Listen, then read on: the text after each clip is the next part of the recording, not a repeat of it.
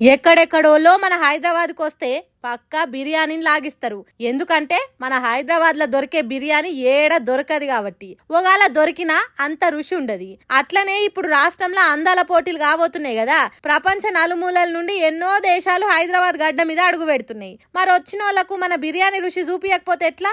అట్లా miss India Nandini Gupta మన బిర్యానీ తిని ఆహా ఓహో ఏమి రుచి, ఎంత అమోఘం ఉన్నది అని మస్తు మెచ్చుకున్నది.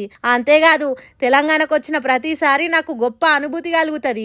ఈడ సంస్కృతి, అభివృద్ధి అన్ని సూపర్ అనుకొచ్చింది. ఈ ముచ్చటిన్న తెలంగాణ పబ్లిక్ అంతా అట్లుంటది మరి మాతోని. తిట్టాలన్నా మేమే, తిండి పెట్టాలన్నా మేమే.